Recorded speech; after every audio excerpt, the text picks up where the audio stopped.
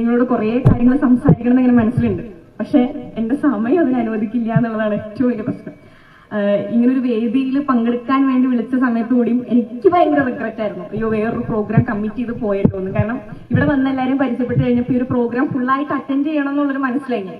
പക്ഷെ ആ ഒരു പ്രോഗ്രാം നേരത്തെ പറഞ്ഞു പോയതുകൊണ്ടും അതൊട്ടും ഒഴിവാക്കാൻ പറ്റാത്ത ഒരു ജഡ്ജ്മെന്റ് ആയതുകൊണ്ടും എനിക്ക് പോയേ പറ്റുള്ളൂ. ആ ഒരു പ്രശ്നം കൊണ്ടാണ് ഇങ്ങനൊരു സാഹചര്യം ഉണ്ടായത്. അല്ലെങ്കിൽ നിങ്ങളുടെ എല്ലാവരുടെയും കൂടെ ഈ പരിപാടി എല്ലാം മുഴുവനായി അറ്റൻഡ് ചെയ്തിട്ട് ഞാൻ ഇവിടെ സ്റ്റേ ചെയ്ത് നാളെ പോകുന്നുണ്ടായിരുന്നു. എന്തായാലും ഇങ്ങനൊരു പരിപാടി പ്രോഗ്രാം ഷെഡ്യൂൾ ചെയ്യുന്ന സമയത്ത് എന്നെ വിളിക്കണം എന്ന് താല്പര്യം പ്രകടിപ്പിച്ച പ്രിയപ്പെട്ട സഹോദരന്മാരോടും എനിക്ക് വേണ്ടിയിട്ട് ഒന്നാമത്തെ കാര്യം എനിക്ക് വേണ്ടി ഒരു പ്രോഗ്രാമിന്റെ ടൈം മാറ്റി വെക്കാന്ന് പറയുന്നത് എനിക്ക് ഒട്ടും ഇഷ്ടമില്ലാത്തൊരു പരിപാടിയാണ്. കാരണം സംഘടനാ പരിപാടികൾ നമ്മൾ വ്യക്തികൾക്ക് വേണ്ടിയിട്ട് സമയം മാറ്റി വെക്കാൻ പാടില്ലാത്തതാണ്. പക്ഷെ എന്നിരുന്നാൽ കൂടിയും ഈ ഒരു ടൈം എനിക്ക് വേണ്ടി മാറ്റി റീഷെഡ്യൂൾ ചെയ്ത് എന്നെ ഇവിടെ വിളിച്ചതിൽ ഒരുപാട് നന്ദിയുണ്ട്. നിങ്ങൾ എനിക്ക് തന്ന പരിഗണന അതെല്ലാ കാലത്തും ഞാൻ എന്റെ ഹൃദയത്തിൽ സൂക്ഷിക്കും.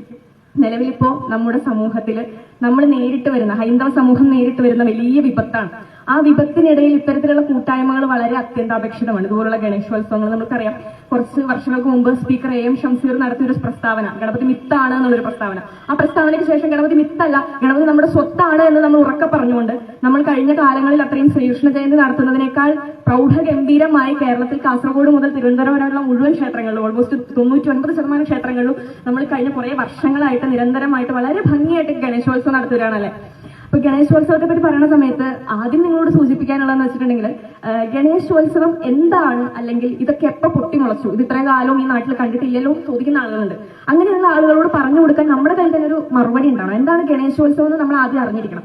അതായത് ഒരു സമൂഹത്തിനെ അല്ലെങ്കിൽ ഒരു സൊസൈറ്റിയെ ബാധിച്ചിരിക്കുന്ന മുഴുവൻ വിപത്തുകൾ, അല്ലെങ്കിൽ ആ സൊസൈറ്റിയിൽ നടക്കുന്ന സമൂഹത്തിൽ നടക്കുന്ന അനീതികൾ, അവിടുത്തെ സജ്ജനങ്ങളായിട്ടുള്ള ആളുകൾക്ക് നേരിടേണ്ടി വരുന്ന അധർമ്മികളുടെ ഭാഗത്തു നിന്നുള്ള വേദനകൾ, വിഷമങ്ങൾ, ഇതിനെല്ലാം നമ്മൾ ഇവിടെ കൊണ്ടുവച്ചിരിക്കുന്ന ഭഗവാന്റെ വിഗ്രഹത്തിൽ നമ്മൾ കൊണ്ടുവച്ച് അതിന്റെ ഉള്ളിൽ ലയിച്ചിരിക്കുന്ന ആ ഒരു സ്വരൂപം അല്ലെങ്കിൽ ആ ഒരു തേജസ് ഇതിനെല്ലാം കണ്ടു മനസ്സിലാക്കാം. നമ്മളിവിടെ ഒരു വിഗ്രഹം കൊണ്ടുവച്ചു, അത് വെറും ഒരു പ്രതിമയല്ല. പ്രതിമയ്ക്കുള്ളിൽ ഭഗവാന്റെ ചൈതന്യം ഉണ്ടെന്ന് നമ്മൾ വിശ്വസിക്കുന്നത്. ഭഗവാന്റെ ചൈതന്യം അതിൽ കുടികൊള്ളുന്നുണ്ട്. ആ ചൈതന്യം ഈ പ്രദേശത്തെ മുഴുവൻ വിഘ്നങ്ങളെയും അല്ലെങ്കിൽ ഈ പ്രദേശത്തെ മുഴുവൻ പ്രശ്നങ്ങളെയും എല്ലാം കാണുന്നുണ്ട്. അല്ലെങ്കിൽ നമുക്ക് നേരിടേണ്ടി വരുന്ന, നമ്മുടെ സമൂഹത്തിലെ സജ്ജനങ്ങൾക്ക് നേരിടേണ്ടി വരുന്ന, നമ്മുടെ ഹൈന്ദവ സമൂഹത്തിന് നേരിടേണ്ടി വരുന്ന മുഴുവൻ നീതികേടുകളെയും കാണുന്നുണ്ട്. ഇതെല്ലാം കണ്ടതിന് ശേഷം നമ്മൾ എന്താ ചെയ്യുന്നത്? ഈ ഗണേശനെ അവസാന നാളിൽ, ഗണേശോത്സവ നാളിൽ നമ്മൾ പുഴയിൽ കൊണ്ട് അല്ലെങ്കിൽ ഏതെങ്കിലും ഒരു നദിയിൽ കൊണ്ട് ഒഴുക്കി വിടും. അത് ഒഴുകി ഈ ഗണേശൻ ചെല്ലുന്നത് എവിടെയാണെന്നറിയോ? അമ്മ പാർവതിയുടെ അടുത്ത, അമ്മയായിട്ടുള്ള ശക്തിയുടെ അടുത്ത് ചെന്നിട്ട് ഗണേശൻ പറയും, ഞാൻ പോയ ഇടത്ത് അല്ലെങ്കിൽ ഞാൻ കുടി കൊണ്ടിരുത്ത് ഇതുപോലുള്ള പ്രശ്നങ്ങളൊക്കെ ഉണ്ട് അമ്മേ, അമ്മയുടെ ആവശ്യം അവിടെ ഉണ്ട്, അമ്മയുടെ ശക്തിയുടെ ആവശ്യം അവിടെ ഉണ്ട് എന്ന് അമ്മയോട് ചെന്ന് സൂചിപ്പിക്കും. അങ്ങനെ സൂചിപ്പിച്ച് കഴിയുമ്പോൾ പിന്നീടുള്ള നാളുകളിൽ നമുക്ക് നേരിടേണ്ടി വന്ന വേദനകളും വിഷമങ്ങളും, നമുക്ക് അനുഭവിക്കേണ്ടി വന്നിട്ടുള്ള അനീതികൾക്കും ഒക്കെ പ്രതികാരം ചെയ്യാനായിട്ട് അമ്മ തന്നെ ശക്തിയായി അവതരിക്കും എന്നാണ് നമ്മുടെ വിശ്വാസം. അതാണ് ഗണേശോത്സവമായിട്ട് നമ്മൾ കണക്കാക്കുന്നത്. അപ്പൊ നമ്മൾ ഓരോ വർഷവും പലയിടങ്ങളിലും ഗണേശോത്സവം ആഘോഷിക്കുന്ന സമയത്ത് ഒരു വർഷം നമ്മൾ വെച്ച ഗണേശന്റെ വിഗ്രഹത്തിനേക്കാൾ ഒരടിയെങ്കിലും കൂടി വേണം അടുത്ത വർഷം വെക്കാനാണ് നമ്മൾ സങ്കല്പം. ഓരോ വർഷം അങ്ങനെ ഗണേശന്റെ അടി കൂടി കൂടി വലിയ വിഗ്രഹമായിട്ട് വരണം എന്നാണ് സങ്കല്പം. നമുക്കറിയാം, നമ്മുടെ ഇന്നത്തെ പൊതുസമൂഹം അല്ലെങ്കിൽ നമ്മുടെ ഇന്നത്തെ യുവാക്കളായിട്ടുള്ള ആളുകൾ ഏറ്റവും കൂടുതൽ, നമ്മുടെ കൂടെയുള്ള ആളുകൾ ഏറ്റവും അധികം അനുഭവിക്കുന്ന ഒരു വിഷയമാണ് നമ്മളെല്ലാവരെയും അങ്ങോട്ട് ഹിന്ദുത്വ തീവ്രവാദികൾ എന്നുള്ള പേരിൽ അങ്ങോട്ട് മുദ്രകുത്താം. ഇവിടെ നിൽക്കുന്ന ഞാനാണെങ്കിലും ഇവിടെ നിൽക്കുന്ന മുഴുവൻ നിങ്ങളാണെങ്കിലും, നിങ്ങൾ RSS പ്രവർത്തകരാണെങ്കിൽ, RSSന്റെ ഭാഗമായിട്ട് നിൽക്കുന്നവരാണ്, അല്ലെങ്കിൽ ഹൈന്ദവ വിശ്വാസത്തിൽ അടിയുറച്ച് വിശ്വസിക്കുന്നവരാണെന്നുള്ള ഒരൊറ്റ കാരണം കൊണ്ട് നമ്മുടെ ഈ ഒരു സമൂഹത്തെ മുഴുവൻ ഹിന്ദുത്വ തീവ്രവാദികൾ എന്ന് പറയുന്ന ഒരു പേര് കൊണ്ട് അങ്ങോട്ട് അടിച്ചാക്ഷേപിക്കാം. എവിടെയെങ്കിലും ഏതെങ്കിലും ഒരു ഹിന്ദുവിന്റെ കൈ കൊണ്ട് ഒരു മുസൽമാൻ കൊല്ലപ്പെട്ടിട്ടുണ്ടെങ്കിൽ പിന്നെ അത് മുഴുവൻ ഹിന്ദുത്വ തീവ്രവാദികൾ, അല്ലെങ്കിൽ അത് മുഴുവൻ RSSന്റെ താഴെ. പക്ഷെ അതേ സമയത്ത് ഇതേ സൊസൈറ്റിയിൽ കഴിഞ്ഞ കുറച്ച് നാളുകൾക്ക് മുമ്പാണ് നമ്മൾ പഹൽഗാം ഇഷ്യൂ കണ്ടത്. അതല്ലേ, പഹൽഗാം ഇഷ്യൂ കണ്ടപ്പോൾ എന്താ ഉണ്ടായേ? ആളുകളെ മതം ചോദിച്ച് മതത്തിന്റെ പേരിൽ മുസൽമാൻ അല്ല എന്ന് മനസ്സിലാക്കിയതിന് ശേഷം ആ മതത്തിന്റെ പേരിൽ കൊല്ലുകയാണ് ചെയ്തതല്ലേ. അങ്ങനെ കൊന്ന സമയത്ത് ആ കൊന്നവരെ നമ്മൾ എന്ത് വിളിച്ചു? ഇസ്ലാമിക തീവ്രവാദികൾ എന്ന് തന്നെ നമ്മൾ ഉറക്കെ വിളിച്ചു. അങ്ങനെ വിളിച്ച സമയത്ത് നമ്മളോട് ഒരു കൂട്ടം ആളുകൾ പറയാം, അങ്ങനെ ഒരു മതത്തിന്റെ പേരെടുത്ത് ഒരു വിഭാഗം ആളുകളെ തീവ്രവാദികൾ എന്ന് മുദ്രകുത്തുന്നത് ശരിയല്ല. അത് ഒന്നോ രണ്ടോ പേര് ചെയ്ത തെറ്റിന് എന്തിനാണ് നിങ്ങൾ ആ ഒരു സമുദായത്തെ മുഴുവൻ, അല്ലെങ്കിൽ പാകിസ്ഥാൻ എന്ന് പറയുന്ന ഒരു സൊസൈറ്റിയെ മുഴുവൻ, ആ ഒരു നാഷനെ മുഴുവൻ നമ്മൾ എന്തിനാണ് ഇങ്ങനെ അടച്ചാക്ഷേപിക്കുന്നത് ചോദിച്ചുകൊണ്ട് ഒരു വിഭാഗം ആളുകൾ വരിക. ഇതേ വിഭാഗം ആളുകൾ തന്നെയാണ് ഗുജറാത്ത് കലാപത്തിന്റെ പേരിൽ, മറ്റു പല വിഷയങ്ങളുടെ പേരിൽ നമ്മുടെ സമുദായത്തെ മുഴുവൻ, അല്ലെങ്കിൽ ഹിന്ദുത്വത്തിൽ വിശ്വസിക്കുന്ന ഒരു കൂട്ടം ജനതയെ മുഴുവൻ ഹിന്ദുത്വ തീവ്രവാദികൾ എന്ന് അടച്ചാക്ഷേപിക്കുന്നത്. അപ്പൊ രണ്ട് മതത്തിന് ഇവിടെ രണ്ട് നീതി എന്നുള്ള കണക്കിലാണ് നിലവിൽ ഇപ്പൊ കേരളത്തിന്റെ അവസ്ഥ പോയിക്കൊണ്ടിരിക്കുന്നത്. നമ്മുടെ നാട്ടിൽ, ഹിന്ദുവിന്റെ നാട്ടിൽ, നമ്മുടെ സ്വന്തം മണ്ണിൽ നമ്മൾ മറ്റാരുടെയൊക്കെ അടിമകളായിട്ട് പോകേണ്ടി വരുന്ന ഒരു വലിയ പ്രതിസന്ധിയിലൂടെയാണ് നമ്മൾ കടന്നു പോകുന്നത്. നമ്മുടെ പൂർവികരായിട്ടുള്ള ആളുകൾ, മുഗളന്മാരായിട്ടുള്ള ആളുകളോട് സന്ധി നടത്തിയതുകൊണ്ട്, അല്ലെങ്കിൽ മതേതരത്വം കാണിച്ചുകൊണ്ട് അവരെ കൂടുതൽ ഇവിടെ സ്വീകരിച്ചു. നമ്മുടെ പാരമ്പര്യം അതാണ്. ആര് വന്നാലും നമ്മൾ സ്വീകരിക്കും. നമ്മൾ അതിഥി മര്യാദ ഇത്തിരി കൂടുതലുള്ള ആളുകളാണ്. അപ്പൊ നമ്മൾ ആര് വന്നാലും സ്വീകരിക്കും. നമ്മളെ ദ്രോഹി വിരോധിക്കുന്നവരാണെങ്കിൽ കൂടി നമ്മളവരെ സ്വീകരിക്കും. ഭാരതത്തിന്റെ ഒരു ചരിത്രത്തിൽ പരിശോധിക്കുകയാണെങ്കിൽ ഭാരതം ഒരു കാലത്തും ആരെയും അങ്ങോട്ട് ചെന്ന് ആക്രമിച്ചിട്ടില്ല. പക്ഷെ എല്ലാ കാലത്തും ഇങ്ങോട്ട് ആക്രമണങ്ങൾ ഏറ്റുവാങ്ങിയിരുന്നു. പക്ഷെ ആക്രമിച്ച് ഒരു ലിമിറ്റ് കടന്നു കഴിയുമ്പോൾ നമുക്ക് തിരിച്ചടിക്കുന്ന ഒരു സമയം ഉണ്ടാവില്ലേ? നമ്മളെ ആരാണെങ്കിലും ഒരാൾ ഒരു പരിധിക്ക് കൂടുതൽ നമ്മൾ ഉപദ്രവിച്ച് കഴിയുമ്പോൾ ഒറ്റ പോയിന്റ് നമ്മൾ തിരിച്ചടിക്കും. പക്ഷെ ആ തിരിച്ചടിക്കുന്ന സമയത്ത് ഭാരതത്തിന്റെ തിരിച്ചടി താങ്ങാൻ ലോകത്ത് ഒരു രാജ്യത്തിന് ശക്തി ഉണ്ടാവില്ല. അതാണ് കഴിഞ്ഞ കാലങ്ങളിൽ മുഴുവൻ നമ്മൾ കണ്ടുവരുന്നത്. നമുക്കറിയാം, നമ്മുടെ സ്കൂൾ ടൈം പോലും ഒരു പ്രത്യേക മതവിഭാഗത്തിന്റെ ആവശ്യപ്രകാരം നമ്മൾ കാലങ്ങളായി പിന്തുടർന്നു വരുന്ന ഒരു സ്കൂൾ ടൈം പോലും മാറ്റിവെക്കാൻ തയ്യാറാവുന്ന ഒരു ഗവൺമെന്റാണ് ഇന്ന് ഭരിക്കുന്നത്. എല്ലാ കാലത്തും ഭൂരിപക്ഷങ്ങളെ പീഡിപ്പിക്കുക, ന്യൂനപക്ഷങ്ങളുടെ വോട്ടിന് വേണ്ടിയിട്ട് അവരെ പ്രീണനപ്പെടുത്താൻ വേണ്ടിയിട്ട് ഭൂരിപക്ഷങ്ങളെ പ്രീണനപ്പെടുത്തുന്ന ഒരു ഗവൺമെന്റാണ് ഇപ്പൊ നമ്മുടെ സമൂഹം ഭരിച്ചുകൊണ്ടിരിക്കുന്നത്. ഇതേ സമയത്ത് വേടനെ പോലുള്ള കുറെ ആളുകളുണ്ട്. അവർ നമ്മുടെ ഇടയിൽ തന്നെ, ഹൈന്ദവ സമൂഹത്തിന്റെ ഇടയിൽ തന്നെ ജാതീയത എന്ന് പറയുന്ന ഒരു വലിയ നശിച്ച ഒരു കോൺസെപ്റ്റിനെ കൊണ്ടുവന്നിട്ട് ചാതുർവർണ്ണ്യം എന്നുള്ളൊരു വേർഡ്, അത് ഭഗവത്ഗീതയിൽ ഭഗവാൻ ശ്രീകൃഷ്ണൻ പറഞ്ഞിട്ടുള്ള വളരെ പ്രശസ്തമായിട്ടുള്ള വളരെ അർത്ഥവത്തായിട്ടുള്ള ഒരു കാര്യകയുടെ ആദ്യത്തെ ഒരേ ഒരു വാക്ക് ചാതുർവർണ്ണ്യം എന്നുള്ള വാക്ക് മാത്രം എടുത്തിട്ട് അതിനെ വളച്ചൊടിച്ച് നമ്മുടെ ഇടയിൽ തന്നെ വിഭാഗീയത ഉണ്ടാക്കുക. പണ്ട് ബ്രിട്ടീഷുകാർ ഇത് തന്നെ ചെയ്തത്.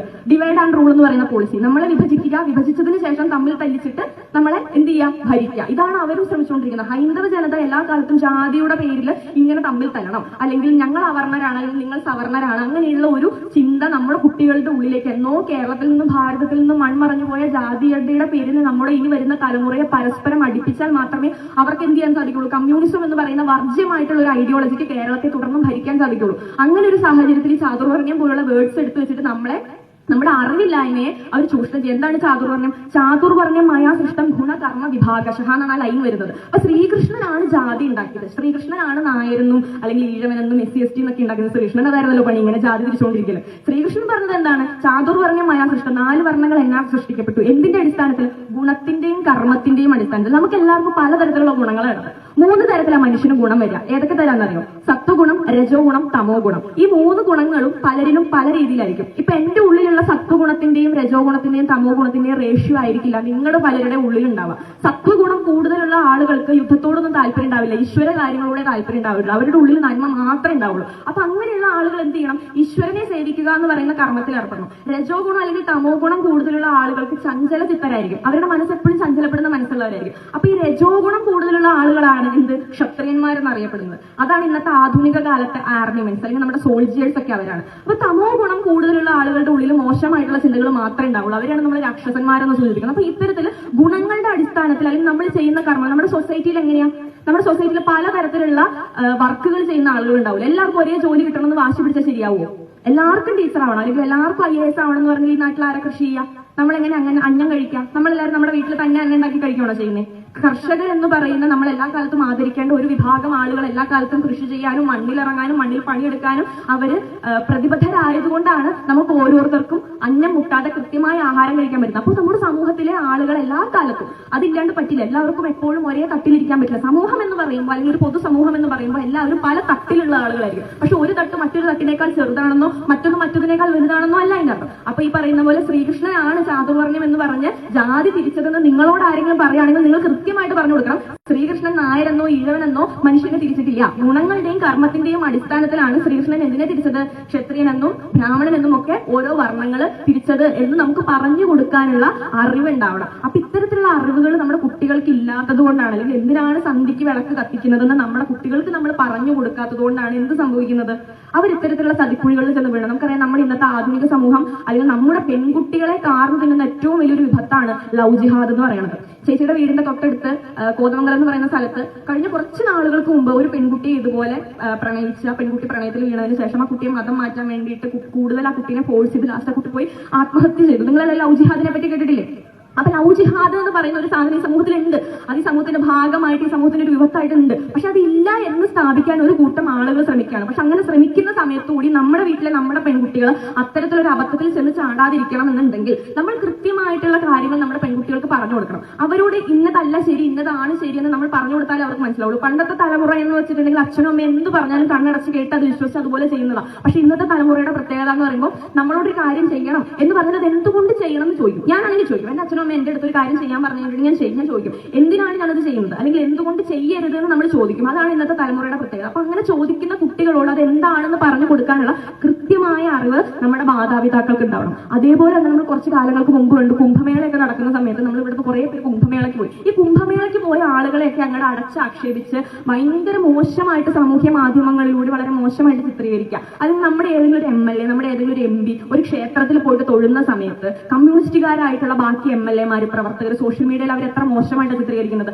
സുരേഷ് ഗോപി ഒരു അമ്പലത്തിൽ പോയി തൊഴുന്നതിന്റെയോ അല്ലെങ്കിൽ മോഹൻലാൽ ഒരു അമ്പലത്തിൽ പോയി തൊഴുന്നതിന്റെ ഒക്കെ വീഡിയോസ് ഇറങ്ങുന്ന സമയത്ത് ആ വീഡിയോസിന്റെ അടിയിലൊക്കെ വരുന്ന കമന്റ്സ് വളരെ മോശമാണ്. അതേ സമയത്ത് കഴിഞ്ഞ ദിവസം KT ജലീൽ എന്ന് പറയുന്ന നമ്മുടെ ഒരു MLA ഹജ്ജിന് പോയി. ഹജ്ജിന് പോയപ്പോൾ ആർക്കും കുഴപ്പമില്ല. അതിന്റെ അടിയിൽ ആരും വന്നിട്ട് മത തീവ്രവാദി എന്നൊന്നും എഴുതിവിട്ടില്ല. അപ്പൊ നമ്മൾ മനസ്സിലാക്കണം, ഇത് നിങ്ങളിലേക്ക് വർഗീയത അടിച്ചേൽപ്പിക്കുന്നതൊന്നുമല്ല, ഇതാണ് സത്യം. അതായത് നമുക്കിവിടെ ആര് ജീവിച്ചാലും ആര് ജീവിച്ചിങ്ങനെ പോന്നാലും ആരൊക്കെ മതം മാറ്റിയാലും നമ്മുടെ വിഷയമല്ല. പക്ഷേ അവരവരുടെ ഇഷ്ടമുള്ള മതത്തിൽ വിശ്വസിച്ചോളട്ടെ, ആരും ആരുടെയും ഇഷ്ടമുള്ള മതത്തിൽ വിശ്വസിച്ചോട്ടെ. പക്ഷേ ഭൂരിപക്ഷം എന്ന പേരിൽ ന്യൂനപക്ഷങ്ങളുടെ വോട്ടിന് വേണ്ടിയിട്ട് ഒരു കൂട്ടം ജനതയെ എല്ലാ കാലത്തും അടച്ചാക്ഷേപിക്കുകയും എല്ലാ കാലത്തും ദ്രോഹിക്കുകയും ഇല്ലായ്മ ചെയ്യാൻ ശ്രമിക്കുകയും ചെയ്യുന്ന സമയത്ത് നമ്മൾ പ്രതികരിക്കണം. അതായത് ഏറ്റവും നല്ല ശക്തരായിട്ടുള്ള ആളുകൾ ഉണ്ടായി വരുന്നത് പ്രതിസന്ധിയുള്ള കാലഘട്ടത്തിലാണ് നമ്മൾ പറയുന്നത്. നമുക്ക് വളരെ അനുകൂലമായിട്ടുള്ള സാഹചര്യങ്ങൾ ഒരിക്കലും നല്ല നല്ല ആളുകൾ അല്ലെങ്കിൽ നല്ല നല്ല ആളുകളെ നയിക്കാൻ കെൽപ്പുള്ള പവറുള്ള ആളുകൾ മുന്നോട്ട് വരില്ല. നമുക്ക് പ്രതിസന്ധിയുള്ള കാലഘട്ടത്തിൽ മാത്രമേ അങ്ങനെ മുന്നോട്ട് വരുള്ളൂ. കഴിഞ്ഞ കുറെ നാളത്തെ ഒരു ചരിത്രത്തിൽ പരിശോധിക്കുകയാണെങ്കിൽ നിലവിൽ ഇപ്പൊ ഹൈന്ദവ സമൂഹം നേരിടുന്ന ഒരു പ്രതിസന്ധി എന്ന് വെച്ചിട്ടുണ്ടെങ്കിൽ നമ്മൾ എല്ലാ കാര്യത്തിലും അടച്ചാക്ഷേപിക്കുന്ന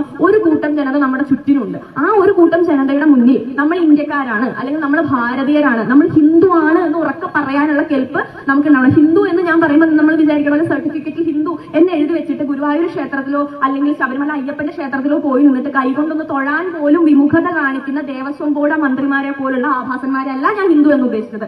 ഗംഗ മുതൽ സിന്ധു വരെ ഭാരതത്തെ യജ്ഞഭൂമിയായും കർമ്മഭൂമിയായിട്ടും കാണുന്ന ഭാരതത്തിന്റെ സംസ്കാരത്തെ ഹൈന്ദവ സംസ്കാരമാക്കി മനസ്സിലാക്കിക്കൊണ്ട് അത് മതമല്ല അതൊരു സംസ്കാരമാണ് എന്ന് മനസ്സിലാക്കിക്കൊണ്ട് അത് ജീവിതത്തിൽ പ്രാവർത്തികമാക്കാൻ ശ്രമിക്കുന്ന ഭക്തിയുള്ള ഭക്തന്മാരെയാണ് ഞാൻ ഹൈന്ദവർ എന്ന് പറഞ്ഞത്. അല്ലാതെ സർട്ടിഫിക്കറ്റിൽ ഹിന്ദു എന്നുള്ളൊരു ലേബൽ ഉണ്ട് എന്ന് കരുതി ഭഗവാനെ എത്ര ആക്ഷേപിച്ചാലും അവിടെ ചെന്ന് നിന്ന് കൈ കൊണ്ട് കൂപ്പി തൊഴാൻ പോലും വിമുഖത പ്രകടിപ്പിക്കുന്ന ആൾക്കാരെ നമുക്ക് എന്തെന്ന് വിളിക്കാൻ പറ്റില്ല?